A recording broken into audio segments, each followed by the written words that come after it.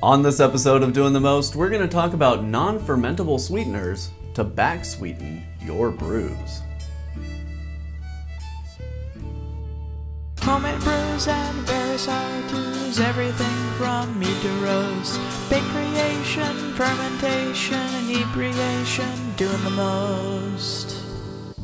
We've posted a lot of recipes over the last couple months, several of which are bottle conditioned, and a lot of you have clued in that we are using erythritol to back sweeten brews that we are carbonating in the bottle.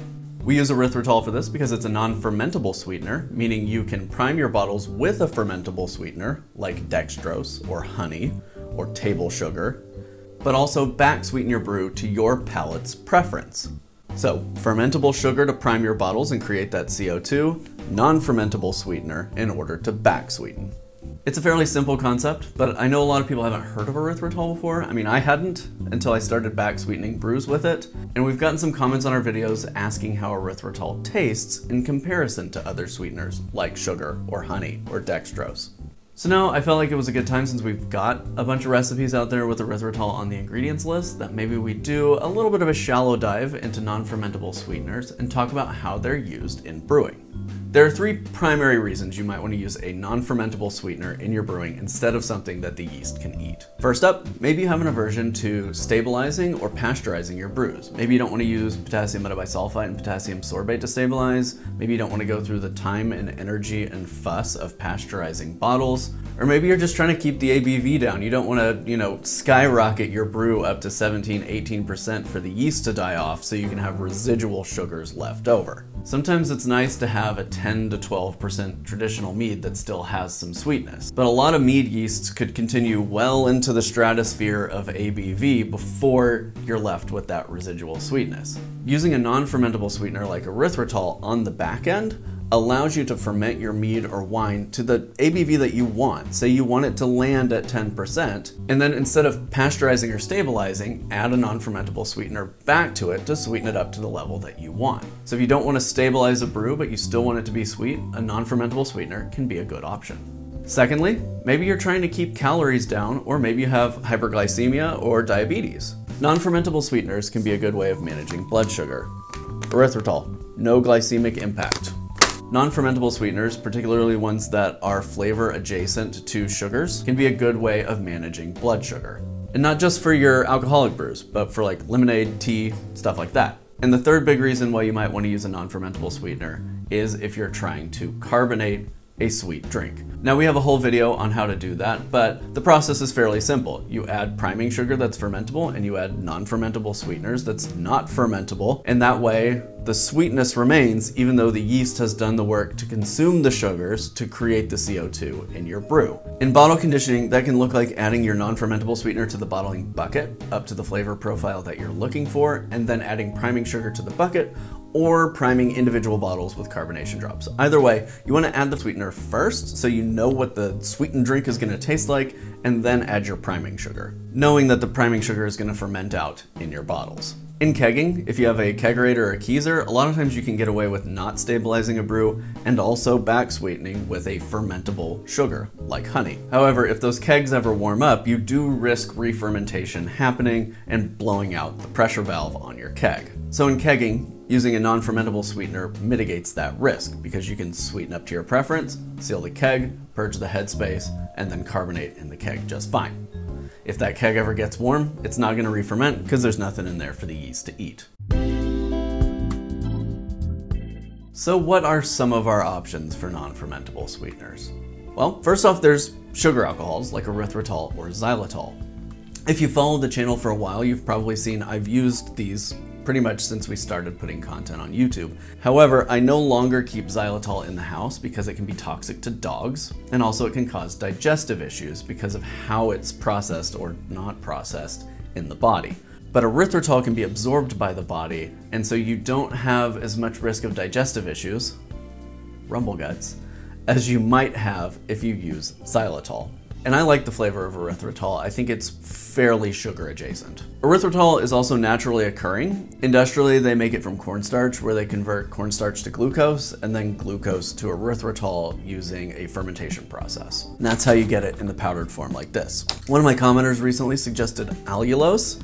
I had never heard of it, so I bought some specifically for this video.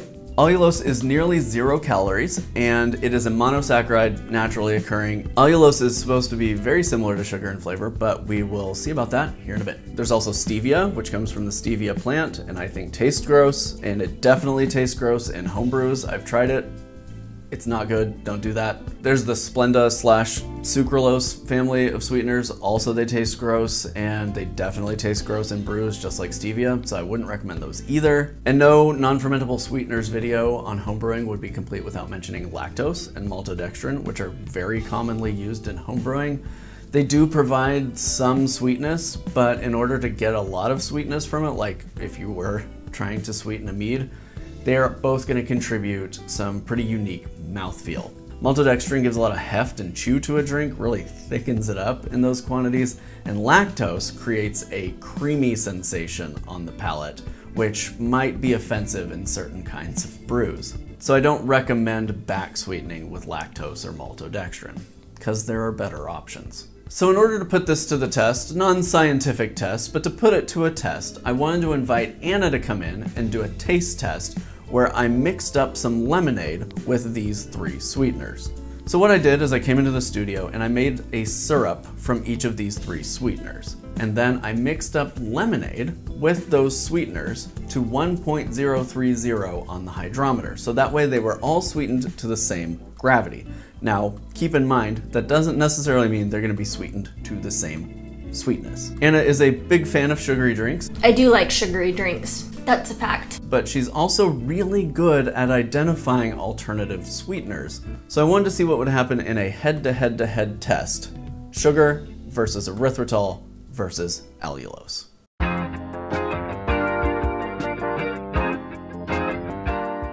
I was gonna do this as like a traditional triangle test, but then I realized that with 3 options, that was just gonna be a whole pain. So we're just gonna do a taste test. Got it. Okay. Are you prepared? I don't know. I think so. So what we've got here is lemonade. Oh, I love lemonade. It may be good, it may be bad. Okay. I'm not sure if it's good lemonade, but every one of these has been sweetened up to a gravity of 1.030. There's a chance that some of them contribute to higher gravity without contributing the same amount of sweetness. Oh. See what I mean? Yeah, and you would assume that is the case, right? Presumably. Because like by volume, sometimes the sweetener is significantly more sweet than sugar. So you have A, B, and C in front of you. They're labeled on the bottom, A, B, and C. Okay. I'm so People excited. have been asking for this. They've been asking for Yes. it. Okay, so we've got erythritol and sugar and allulose, which is our new friend. I haven't even tried it. I don't even know what it tastes like. Do you want me to just start drinking? Yeah, I want you to go ahead and sample and rank. Okay, so this is C. This tastes like lemonade, and it's not overly sweet. You kind of had me prepared for like a cloying situation. That's not this. This is mostly lemony. Oh, B is sweeter than C. Okay. This is A. Okay, A is not as sweet either. So in order of sweetness, it goes B, A, C. My mouth is like coated in lemon juice now. B tastes the best, but I think that's because it's the sweetest. None of them have a bad flavor. None of them have like an off flavor. If I have a sour face, it's because I have a sour mouth. Yeah, it's pretty close now. Okay. I'm gonna have heartburn later. Like, I'm not getting like any like kind of stevia-y, licorice-y, like all of them are pretty clean sweetnesses. Is there any other things? What do you sense?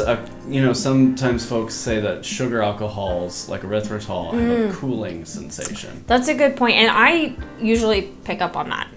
Okay, in that case, if that's what I'm looking for, and that would be the erythritol, right? Yeah. Then I think this is erythritol. Does it actually have a cooling sensation? A cooling sensation is like a strong term. It's more that like it cuts the edge off the lemon more than this one does. Okay, so tell me what's in each glass. I think A is erythritol theoretically, but that's just made up. Yeah, and then I think C is allulose, but I don't know. So A was erythritol, Yes, B was sugar, yes, and C was allulose. yes, I think. I'm telling you that's what they were. For real? I got it? You nailed it. Well, you should try it. I want to get in here and try these. I see a little bit what you're saying. I think I prefer the erythritol version. To sugar? Yeah, the sugar, again, it's like, I see what you're saying about it being sweeter than this, but it also has like a thicker taste to it. Yeah. It tastes like the mouthfeel on it is sugary. Right. Whereas the It's more mouthfeel on both of these are clean. Yeah, that makes But sense. this one tastes slightly sweeter than the allulose. Did you smell it? Uh-uh. You should go smell it. What's it smell like? Chemicals, Oh, good. factories, industry. Oh, weird, it does. It's not, It smells like a dentist office. yeah, it smells medical. Yeah, it smells like a dentist office.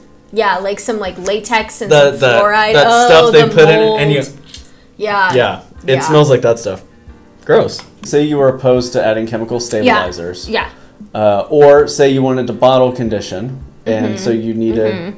Non-fermentable sugar. Yeah, you needed your yeast to be able to continue to do work.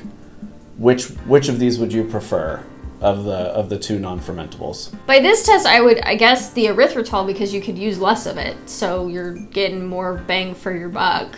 Erythritol is quite a bit cheaper than allulose too. Well, there you go. So you're stretching your dollar with the erythritol, but there may be other considerations that you want to make as we learn more about allulose.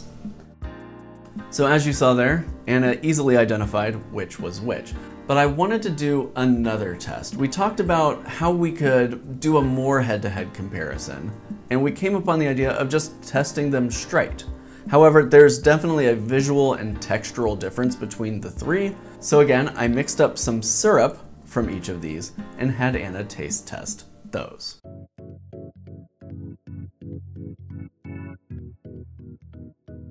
Are we recording? Yes. You've got 3 things of syrup. Okay. Basically, they are all, I think it's 2 or 3 tablespoons of water and a teaspoon of whatever sweetener. So not by gravity, just by volume. Just by volume. Okay. And I tasted them, and I can tell a sweetness level difference. Okay. It's very apparent. Okay. So Give it some tastes, and then tell me what you think. this is C. I don't know. I haven't tried the other ones yet, but C does not seem to be very sweet.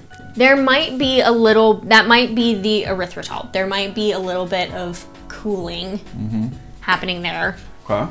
So based on our last test, I think this is the allulose. I think I know what the allulose tastes like now. Okay, and what do you think that tastes like? Like Sweet and Low, like artificial sweetener. Yeah, I think this is just sugar. Okay, so I think A is sugar, and I think B is allulose, and I think C is erythritol. I don't really want to do another run through, but I feel like I should just to... Okay.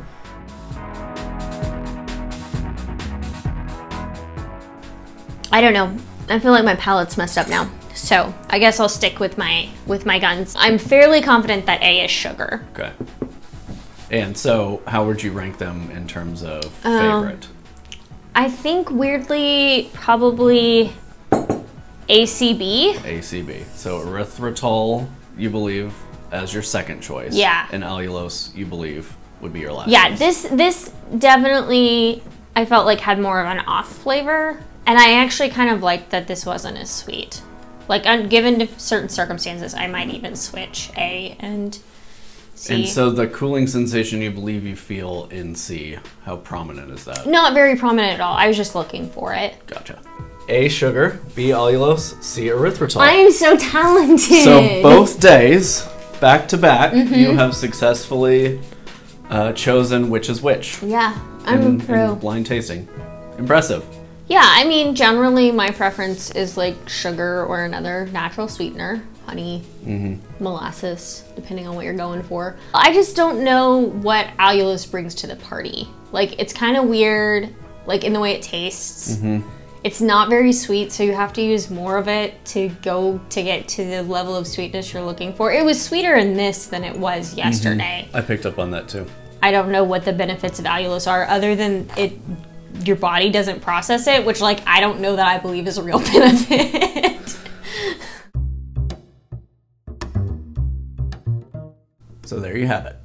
Erythritol is really becoming the primary choice of non-fermentable back sweetening in the homebrew space. I'm seeing it a lot now. I first saw it on Reddit, and doing a little research for this video, I saw forum posts going back several years where people were discussing erythritol as well. Allulose, I know, is kind of a newish player in the non-fermentable sweetener market. I think the medicinal kind of industrial smell of it is off-putting, so I probably won't be using it in my brewing. But really the most flavor neutral and best of the options seems to be erythritol. And so that's what we recommend, and that's what I'll continue to use for that purpose. However, is there something I missed in this list? Is there something that I should be trying? I know some of you have mentioned using straight monk fruit powder before. It's not something I've tried yet, but I am interested in. So if you're using something other than allulose or erythritol in your back sweetening, or something that didn't make it onto my list of potential non-fermentable sweeteners, please drop a comment. I would love to explore all options. Thank you for watching. If you found this video insightful or helpful, please hit that like button. And for the rest of our outro, I'm gonna throw to Anna. Thank you for watching. Please like, subscribe, ring that bell, support us on Patreon or become a YouTube member, and visit all of our websites.